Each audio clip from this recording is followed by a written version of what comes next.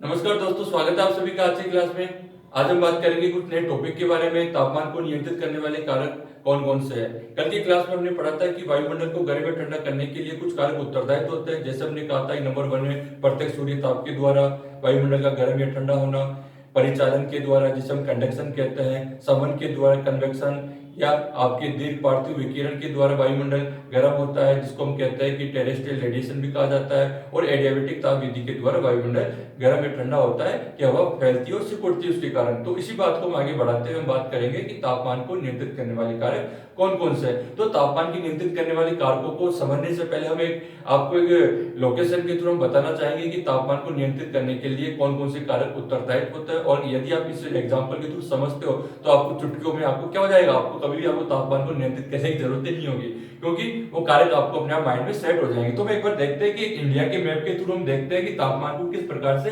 नियंत्रित किया जा सकता है और कौन कौन से फैक्टर यूज किए जाएंगे। जैसे हमने कहा ये आपका इंडिया, और इस इंडिया में आपकी लोकेशन कहीं भी हो सकती है, कि जैसे कि हमने कहा कि आपकी लोकेशन एमपी में हो सकती है या राजस्थान में हो सकती है, आपके राजस्थान में। अब राजस्थान में तो आपकी लोकेशन तो है। अब जो फैक्टर होंगे जो टेम्परेचर को इंक्रीज या डिक्रीज कर रहे हैं या कंट्रोल कर रहे हैं, तो हमने कहा कि राजस्थान की स्थिति अक्षांश के द्वारा कहां पर है। तो हमने कहा नंबर 1 अक्षांश, अक्षांश के आधार पर राजस्थान को कितने डिग्री अक्षांश पर स्थित है, या हम इसको कह सकते हैं विषुवत रेखा से दूरी, विषुवत रेखा से दूरी, रेखा से दूरी। देखिए दोस्तों, विषुवत रेखा से दूरी इसलिए कहते हैं कि विषुवत रेखा एक ऐसी रेखा होती है जो आपके ग्लोब को दो भागों में विभाजित कर देती है, और उसके द्वारा उत्तरी गोलार्ध और दक्षिणी गोलार्ध के अंतर को स्पष्ट कर सकते हो। इसी प्रकार से हमने कहा कि अभी जो लोकेशन अक्षांश विषुवत रेखा से दूरी, तो यहां से हम ये देखेंगे कि इसकी सागर से, सागर से यानी सागर कौन सा, हमने कहा कि यहाँ पे आपके हिंद महासागर है, यहाँ आपके हिंद ओशियन, हिंद ओशियन जिसको हम कहते हैं हिंद महासागर, हिंद महासागर। और यहाँ पे आपके अरब सी, और ये आपका bay of Bengal, bay of Bengal, अरब सागर, बंगाल की खाड़ी, हिंद महासागर। राजस्थान की स्थिति सागर से दूरी कितनी है, सागर से दूरी, ये हो गया नंबर 2 फैक्टर। फिर यहीं पर हम देखेंगे कि सागर से ऊंचाई कितनी है, सागर तल से ऊंचाई, सागर तल से ऊंचाई कितनी है। तो नंबर 1 फैक्टर हो गया, नंबर 2 हो गया आपके पास में, नंबर 3 हो गया। अब हम देखते हैं कि इसकी सागर तल से ऊंचाई के पश्चात हम देखेंगे कि ये आपका स्थल है और ये आपका जल वाला एरिया। तो ये देखेंगे नंबर 4 में स्थल एवं जल का प्रभाव, प्रभाव। फिर हम देखेंगे कि राजस्थान का जो धरातल कैसा है, तो नंबर 5 में हम कहेंगे धरातल, ये ढाल कैसा है। इसी के द्वारा नंबर 6 में हम कहेंगे धरातल ये स्वरूप, स्वरूप यानी धरातल का स्वरूप कैसा है। तो इतने सारे हमने पॉइंट कर लिए, 6 पॉइंट कर लिए। अब हम कहेंगे कि ये जो आपका हिंद ओशियन है और ये आपकी कोस्टल लाइन है दोनों तरफ, तो हम कहेंगे राजस्थान के पास में कौन सी प्रचलित पवन है, पवन कौन सी चलेगी, या कैसा प्रभाव पड़ेगा, प्रचलित पवन। ये आपको आ जाएगा नंबर 7। अभी तटीय क्षेत्र है तो ओशियन भी हो गया, तो हम कहेंगे नंबर 8 महासागरीय धाराओं का प्रभाव, महासागरीय धाराओं का प्रभाव, धाराओं का प्रभाव। और एक नंबर 9 में हम कहेंगे, नंबर 9 में ही कह सकते हैं मेगा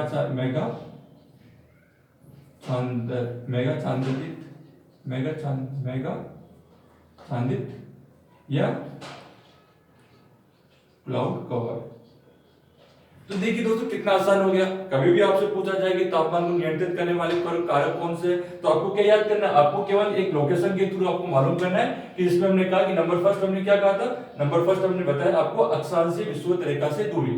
नंबर 2 हमने बताया आपको नंबर 2 हमारा था सागर से दूरी, यानी सागर से उसकी दूरी कितनी है, यानी इस स्थान की सागर से दूरी कितनी है। क्यों, सागर जल है और ये स्थल विभाग है। सागर से ऊंचाई कितनी है, जिसको हम कहते हैं एल्टीट्यूड, यानी ऊंचाई पर जाने पर आपके तापमान में परिवर्तन होना स्टार्ट हो जाता है। फिर हम देखते हैं कि स्थल में जल का प्रभाव क्या है, कि स्थल और जल का विस्तार कितना है, और वहां से उठने वाली गर्म पवन या वहां से उठने वाली गर्म जल की धाराएं किस प्रकार से इस धरातली स्वरूप को प्रभावित करती है। नंबर 5 में हम कहते हैं धरातली ढाल, यानी धरातल का ढाल कैसा है, सूर्य की किरणों के सामने वाला है या सूर्य की किरणों के पीछे वाला है, कि जिससे कि वहां पे तापमान कम या ज्यादा होता है। नंबर 6 पे धरातली स्वरूप, यानी धरातली स्वरूप का मतलब ये होता है कि धरातल के ऊपर कई प्रकार के पर्वत, पठार, मैदान, इनसे आच्छादित एरिया, रेत वाला एरिया या वनों से ढका हुआ एरिया सब पाया जाता है। इनके ऊपर सूर्य की किरणें आती है या विकिरण आता है तो कुछ परावर्तित हो जाती है, और उसके पश्चात यहाँ पे तापमान का कितना प्रभाव रहता है उसको हम काउंट करते हैं। और फिर हमने नंबर 7 पे कहा प्रचलित पवन। प्रचलित पवन से अभिप्राय कि यहाँ पे कौन सी पवन चलती है, यहाँ पे कौन सी सामान्य हवा या स्थानीय हवाएं चलती है, जिसके द्वारा इस प्रदेश का या इस क्षेत्र का तापमान प्रभावित होता है। नंबर 8 में हमने कहा महासागरीय धाराओं का प्रभाव। धाराएं दो प्रकार की होती है, गर्म धारा या ठंडी धारा। ऐसी कोई धारा किसी स्थान के पास बहती है तो गर्म धारा और ठंडी धारा का एक दूसरे का इंपैक्ट वहां के रीजन पर पड़ता है। तो आगे हम विस्तार से एक एक टॉपिक के बारे में बात करते हैं। सबसे पहले हम बात करेंगे आपके कि अक्षांश से या विषुवत रेखा से दूरी किस प्रकार से तापमान को नियंत्रित करती है। तो हमने कहा तापमान को नियंत्रित करने वाले कारक हमने पढ़े और उसके बारे में थोड़ा हमने जाना है किस प्रकार से नियंत्रित करने वाले कारक है। तो हम आगे बात करेंगे कि तापमान को जो वितरण है उसको कौन कौन से कारक प्रभावित कर रहे थे। स्टार्टिंग से करते हैं। नंबर 1 आपका अक्षांश, अक्षांशीय प्रभाव, अक्षांशीय प्रभाव। और इस सब ऐसा भी कह सकते हैं विषुवत, विषुवत रेखा से दूरी। देखिए सबसे पहले आपको समझना है कि अक्षांश क्या होता है। इसके पश्चात अक्षांश या विषुवत रेखा का हमने क्यों जिक्र किया। तो अक्षांश और विषुवत रेखा के द्वारा वितरण कैसे प्रभावित होगा या वितरण में किस प्रकार से असमानता आएगी, तो उसको समझने से पहले हमें एक ग्लोब की संरचना आपको आनी चाहिए। और मैं मानता हूं कोई भी अगर ज्योग्राफी का या भूगोल का स्टूडेंट है उसको ग्लोब की संरचना आना बहुत जरूरी होता है। इसी के आधार पर कुछ फैक्टरों को आप क्या करते हो, उन फैक्टरों को आप बिल्कुल डिनोट कर सकते हो, उनके बारे में बता सकते हो और वहां की लोकेशन को थ्रू आउट कर सकते हो। तो देखते हैं थोड़ा सा इसमें कि ये आपका होता है ग्लोब, और आपको हमेशा पता होना चाहिए ग्लोब क्या है, 23 डिग्री हाफ डिग्री पे झुका हुआ तो होता ही है। और ये आपके जैसे ये आपके हो गए गोलार्ध हो गए, और ये आपका हो गया विषुवत रेखा, ये आपकी कर्क रेखा, और ये आपके आर्कटिक वृत्त, ये आपकी अंटार्कटिक वृत्त। तो ग्लोब की संरचना आपको आती है बिल्कुल। अब देखिए इसको तुम जो लाइनें सीधी खींची गई है पूर्व से पश्चिम या पश्चिम से पूर्व खींची गई, इनको तुम क्या कहेंगे, इनको अक्षांश। और जो लाइनें वर्टिकल है उनको हम क्या कहेंगे, देशांतर, देशांतर। और ये होते हैं आपके उत्तरी ध्रुव, दक्षिणी ध्रुव। ये आपकी विषुवत रेखा, विषुवत रेखा।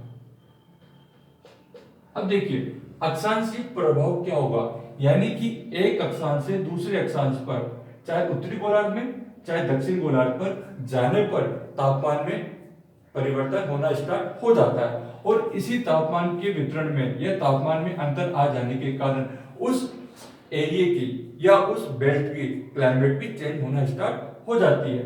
तो अक्षांश 0 डिग्री अक्षांश से या विषुवत रेखा से यदि आप ध्रुवों की ओर जाते हो तो तापमान क्या है, तापमान आपका धीरे धीरे कम होना स्टार्ट हो जाता है, और वापस यदि आप उत्तरी ध्रुव से दक्षिण ध्रुव की ओर आते हो तो तापमान आपका बढ़ना स्टार्ट हो जाता है। यही प्रक्रिया इस प्रकार से देखेंगे तो भी तापमान क्या होगा, कम हो जाएगा। और वापस यदि हम इस तरीके से जाएंगे ऊपर, दक्षिण गोलार्ध से उत्तरी गोलार्ध की ओर जा रहे हैं तो तापमान क्या हो जाएगा, तापमान बढ़ जाएगा। तो ये चारों चीजें हमने देखी। अब ये सब क्यों होता है, क्योंकि आपको पता है कि विषुवत रेखा के पास में या कर्क रेखा मकर रेखा के पास में सूर्य की किरणें लंबवत पड़ती है, सूर्य का तापमान ज्यादा यहाँ पे ज्यादा पड़ता है, इस कारण से यहाँ पे टेम्परेचर जोन ज्यादा रहता है। और जैसे जैसे हम ध्रुवों की ओर जाते हैं तो वहां पे सूर्य की किरणें तिरछी पड़ती है, इस कारण से इस प्रकार की स्थिति देखने को दिखाई देती है कि यहाँ पे तापमान कम। क्यों, क्योंकि ये तो क्या है, यहाँ पे बर्फ से आच्छादित है, और यहाँ पे क्या है, यहाँ पे तापमान आपका ज्यादा है। तो ये आपको हमेशा ध्यान रखना चाहिए। अब हम बात करते हैं कि अक्षांश के आधार पर कि विश्व में सबसे ज्यादा, विश्व में सबसे ज्यादा तापमान, विश्व में सबसे ज्यादा तापमान कहां पर है। तो आपको पता है कि जो आपको पता होना चाहिए, अफ्रीका में लीबिया, अफ्रीका में लीबिया, और ये आपका है लीबिया अफ्रीका में। यहां पर एक जगह लीबिया में कितना 58 डिग्री सेंटीग्रेड टेम्परेचर, और ये आपके विश्व में नंबर 1 पे स्थित है, और नंबर सेकंड पे हो जाएगी लीबिया के पश्चात आपके नंबर सेकंड पे हो जाएगी अफ्रीका, और नंबर सेकंड पे आपकी हो जाएगी डेड वैली, डेड वैली या मृत घाटी, मृत घाटी, मृत घाटी। यहाँ पे तापमान 57 डिग्री सेंटीग्रेड। विश्व में सबसे ज्यादा तापमान लीबिया में, अफ्रीका का एक देश है, या अफ्रीका महाद्वीप का एक देश है लीबिया, जहां पर 58 डिग्री सेंटीग्रेड तापमान है। सेकंड नंबर पर डेड वैली, मृत घाटी, और ये मृत घाटी कहां पर है, ये आपके यूएसए यानी कैलिफोर्निया, कैलिफोर्निया, कैलिफोर्निया में, और कैलिफोर्निया यूएसए में है। तो 57। तो इसी प्रकार से हम कहेंगे विश्व में सबसे कम तापमान कहां पाया जाता है, तो विश्व में सबसे कम तापमान पाया जाता है, विश्व में सबसे कम पाया जाएगा नंबर 1 तापमान कम विश्व में। तो नंबर 1 पर जाएगा वो वोस्टॉक,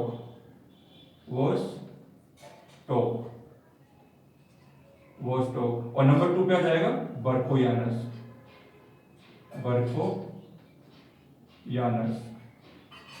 बर्कोयानस।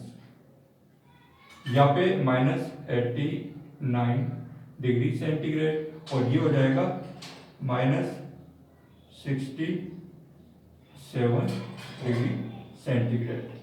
वोस्टॉक है आपके अंटार्कटिका में, और बर्कोयानस है आपके रूस में। यदि आप विश्व को देखते हो मैप के थ्रू, तो आपके विश्व में अफ्रीका अलग है, अफ्रीका में लीबिया पढ़ा हमने, यूएसए में हमने डेड वैली का, आपके अंटार्कटिका में वोस्टॉक का, और रशिया में हमने बर्कोयानस का। तो ये चारों चीजें आपको मालूम होनी चाहिए कि विश्व में सबसे ज्यादा तापमान कहां पर है। तो हम बात कर रहे थे कि अक्षांशीय स्तर पर किस प्रकार से वितरण को प्रभावित करेगा। तो ये आपकी जो इक्वेटर लाइन है, यहाँ पे तो क्या होता है, मार्च और सितंबर में 22 मार्च और 23 सितंबर को सूर्य की किरणें लंबवत होने के कारण यहाँ पर तापमान ज्यादा बढ़ जाता है, और आपकी कर्क के मकर रेखा के पास भी तापमान ज्यादा बढ़ जाता है, और ध्रुवों की ओर जाने पर कम हो जाता है। लेकिन जो ये आपकी ये स्थान है लीबिया या डेथ वैली, वो कहां पर है, आपके कर्क या आयनवर्ती क्षेत्रों के पास में ही स्थित है। और आयनवर्ती क्षेत्रों में क्या है, आयनवर्ती क्षेत्रों में रेतीली भूमि होने के कारण वहां पे तापमान ज्यादा बना रहता है। तो इसी प्रकार से वोस्टॉक और बर्कोयानस के ध्रुवों के पास में क्या बर्फ ज्यादा जमा होने के कारण या आच्छादित होने के कारण वहां पे सबसे कम तापमान पाया जाता है। इस प्रकार से विषुवत रेखा पर तापमान क्या ज्यादा रहता है या कर्क के मकर रेखा पर ज्यादा रहता है। तो समझना, विषुवत रेखा पर तापमान ज्यादा तो रहता है, लेकिन वहां पे क्या है, वहां पे बारिश ज्यादा होने के कारण तापमान का अंतर काफी कम रहता है। दिन में वहां दिल्ली क्या है, बारिश होती है,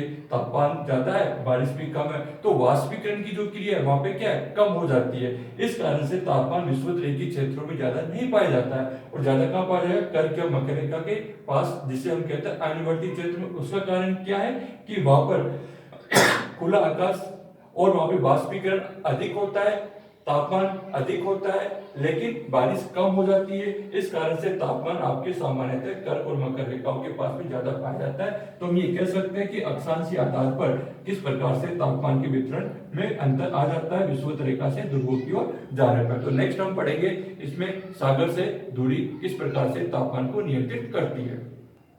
नेक्स्ट बात करेंगे हम समुद्र से ऊंचाई। समुद्र से ऊंचाई, तो आपको पता है कि समुद्र से ऊंचाई की जैसे सागर तल से ऊंचाई पर तापमान के वितरण में किस प्रकार से अंतर आना स्टार्ट हो जाता है। इसके लिए हमने पढ़ा, नॉर्मल लेफ्ट राइट पढ़ी थी हमने, सामान्य ताप पतन दर, जिसे नॉर्मल लेफ्ट राइट। दोस्तों normal left right very important factor है और ये किसी भी एग्जाम में किसी भी तरीके से क्वेश्चन को घुमा के फिरा के पूछा जा सकता है और ये आपको अच्छे से याद रहनी चाहिए हमेशा।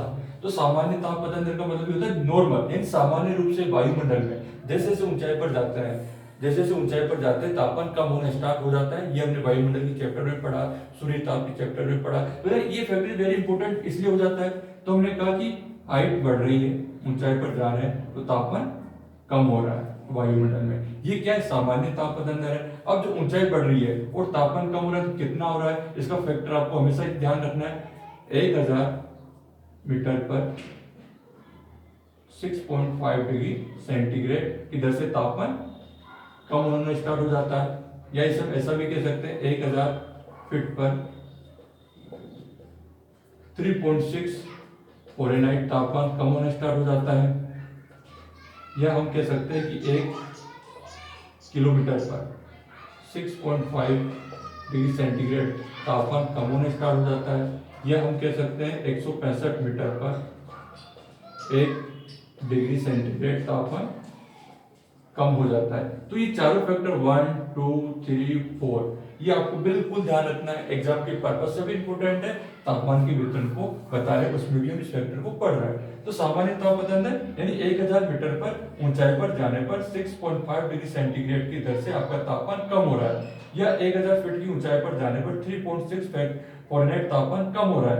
या 1 किलोमीटर की ऊंचाई पर जाने पर 6.5 डिग्री सेंटीग्रेड तापमान कम हो रहा है। या 165 मीटर की ऊंचाई पर जाने पर 1 डिग्री सेंटीग्रेड तापमान कम हो रहा है। तो ये क्या काम है, ऊंचाई बढ़ रही है तो तापमान कम हो रहा है, तो इसी को हमने कहा समुद्र से ऊंचाई।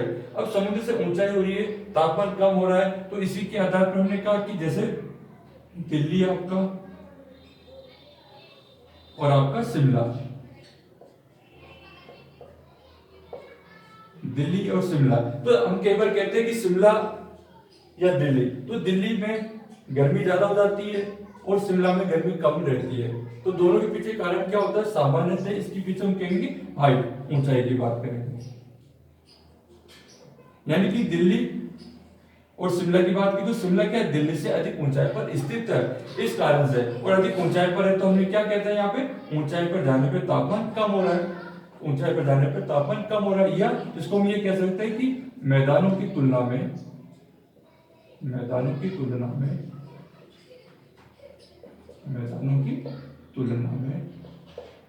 पर्वतों पर तापमान कम रहता है, ये बिल्कुल सही है। या ग्रीष्म काल में हम कई बार हिल स्टेशन पे जाते हैं घूमने के लिए, क्यों जाते हैं, वहां पे तापमान आपको क्या है, कम मिलेगा, और जहां पर हम रहते हैं वहां पे तापमान ज्यादा था, तो थोड़ा हम क्या ग्रीष्म काल अवधि में घूमने के लिए टूरिस्ट पर्पज से के लिए जाते हैं। जैसे हमने कहा गुरु शिखर,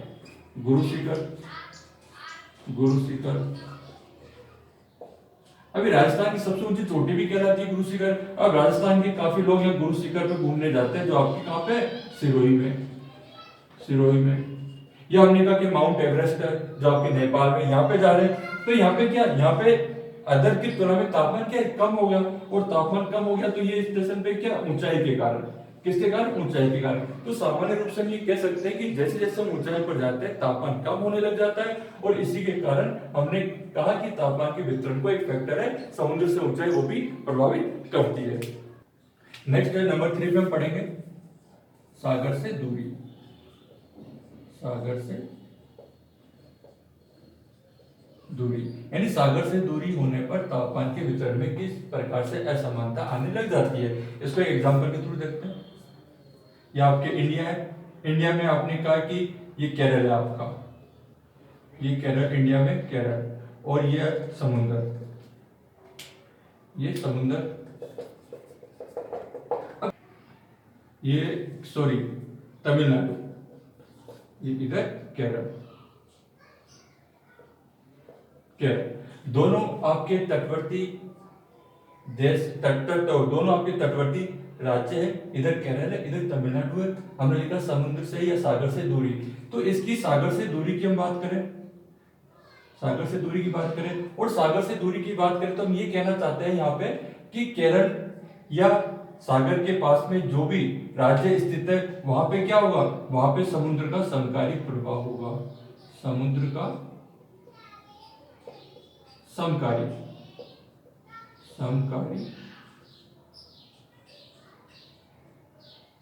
प्रभाव दिखाई देगा। और जैसे जैसे इसके अंदर जाएंगे, आंतरिक भाग में जाने लगेंगे, तो यहाँ पे महाद्वीपीय प्रभाव शुरू होना है, महाद्वीपीय प्रभाव शुरू हो जाता है। महाद्वीपीय प्रभाव यानी स्तर भाग, और समुद्र के पास में तटीय भाग, जिसके ऊपर जल की और स्थल की दोनों की विशेषता देखने को मिलती है। तो समकारी प्रभाव का हमने कहा जैसे गोवा हो गया, केरल हो गया, तमिलनाडु हो गया, यहाँ की जलवायु समकारी प्रभाव में आ जाने के कारण ना तो ज्यादा गर्मी होती है ना ज्यादा ठंड होती है, यानी तापमान यहाँ पे सामान्य बना रहता है। जबकि जैसे जैसे हम इसके आंतरिक भागों में जाते हैं, समुद्र से दूरी बढ़ती जाती है तो तापमान बढ़ता जाता है, और तापमान बढ़ने के कारण वो स्तर भाग अधिक गर्म होना स्टार्ट हो जाता है। इस कारण से वहां पे हवाएं गर्म होकर ऊपर उठना स्टार्ट हो जाती है। इधर समुद्र का समकारी प्रभाव है तो यहाँ पे सामान्य रूप से तापमान बना रहता है। तो स्पष्ट रूप से आपको समझना होगा कि सागर से दूरी यानी सागर के पास में है तो समकारी प्रभाव है, और सागर से जैसे जैसे दूर जा रहे हैं यानी जल से जितना दूर जा रहे हैं वहां पे तापमान ज्यादा होना स्टार्ट हो जाता है।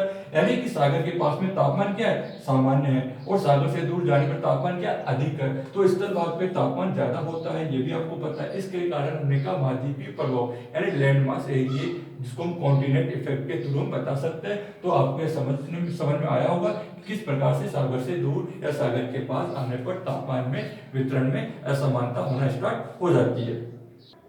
नंबर 4 पे हम देखेंगे स्थल एवं जल का प्रभाव।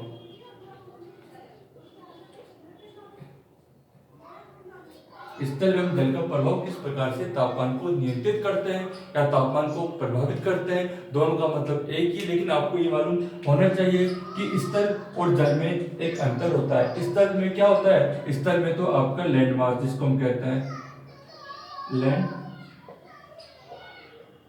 मास, जो क्या होता है सॉलिड पार्ट कह सकते हैं, कठोर पार्ट कह सकते हैं, या जल जिसको हमने वाटर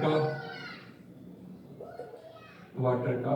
अब दोनों की संरचना में अंतर है। स्थल भाग में क्या है, स्थल भाग में जो आपके अणु होते हैं वो एकदम आसपास में होता है, और जबकि वाटर में जो अणु होते हैं, मॉलिक्यूल्स होते हैं, वो दूर दूर होते हैं। तो इसका टेम्परेचर इफेक्ट क्या पड़ेगा कि जिस प्रकार यहाँ पे से हम कहें सूर्य का जो प्रभाव पड़ेगा, सूर्य की किरणें यहाँ पे आती है और सूर्य की किरणें जल में भी आती है। तो जब स्थल में जब सूर्य की किरणें आती है और जल में जब सूर्य की किरणें आती है, दोनों में काफी अंतर आ जाता है। स्थल तो क्या हो जाता है, स्थल जल्दी गर्म हो जाते हैं, जल्दी गर्म हो जाता है, और जबकि जल क्या होता है, देरी से गर्म होता है, देरी से गर्म होता है। कारण क्या है, स्थल पे क्या होता है 1 मीटर तक ही आपका सूर्य का प्रकाश जाएगा और स्थल भाग को गर्म करना स्टार्ट कर देता है। जबकि जल में क्या होता है, जल में आपको सूर्य की किरणों को नीचे तक गमन करना होता है, यानी कि हम कह सकते हैं कि 20 मीटर की गहराई तक जाएगी तब इसका गर्म होना स्टार्ट हो जाएगा। यानी कि 20 मीटर तक सूर्य का प्रकाश जाएगा तो शरीर को गर्म करना स्टार्ट कर देगा। तो सबसे अच्छी विशेषता क्या होगी कि स्थल भाग जल्दी गर्म होते हैं, जलीय भाग देरी से गर्म होते हैं। कारण सूर्य का लंबवत प्रकाश तो पड़ेगा लेकिन उस प्रति इकाई एरिया को स्थल जल्दी कवर करता है, जल्दी ऑब्जर्व करता है और जल क्या पारदर्शी ज्यादा होता है इस कारण से। तो हम ये भी कह सकते हैं कि स्थल क्या होता है, स्थल आपके अपारदर्शी होते हैं और ये आपके पारदर्शी होता है। नंबर 3 हम कह सकते हैं कि जो जल की जो विशिष्ट ऊष्मा होती है, जल की विशिष्ट ऊष्मा ज्यादा होती है और स्थल की विशिष्ट ऊष्मा कम होती है। इस कारण से भी स्थल जल्दी गर्म हो जाता है और जलीय भाग देरी से गर्म होता है। और इसी कारण से हमने कहा कि स्थल व जल के प्रभाव में अंतर आ जाने के कारण आपका तापमान के वितरण में असमानता होना स्टार्ट कर देते हैं। जहां जहां पर सागर है वहां पे क्या हो जाएगा, वहां पर सूर्य का प्रकाश पड़ता तो है लेकिन देरी से गर्म या ठंडा होता है। और जहां पर आकाश आच्छादित रहता है या बादल आच्छादित रहते हैं वहां पर भी क्या होता है, वहां पर भी तापमान कम रहता है। जबकि स्थल भागों पर खुला आकाश है वहां पे तापमान ज्यादा देखने को मिलता है। तो हम ये कह सकते हैं कि स्थल में जल के प्रभाव के कारण आपके तापमान के वितरण में असमानता आना स्टार्ट हो जाती है। तो इस पर हमने आज 4 फैक्टर पढ़े जिसके अंतर्गत हमने देखा किस प्रकार से तापमान के वितरण में असमानता आ जाती है। तो उसमें हमने देखा था कि सागर से दूरी होने के पास में या सागर से ऊंचाई बढ़ने के पास, इस पर हमने देखा कि अक्षांश स्थिति के आधार पर या सागर से दूरी के आधार पर या सागर से ऊंचाई के आधार पर या जलीय स्तर के आधार पर हमने देखा कि तापमान किस प्रकार से असमान रूप से पाया जाता है धरातल के ऊपर या स्थल भाग के ऊपर या जलीय भाग के ऊपर। और ये सभी क्या करते हैं, ये सभी आपके वायुमंडल में तापमान के वितरण को प्रभावित करने के लिए कारक उत्तरदायी माने जाते हैं। तो दोस्तों हमने जो कारक पढ़े थे इनको आप देखिए, कल की क्लास में आगे जो कारक बच गए उनके बारे में कल चर्चा करेंगे। थैंक यू, धन्यवाद।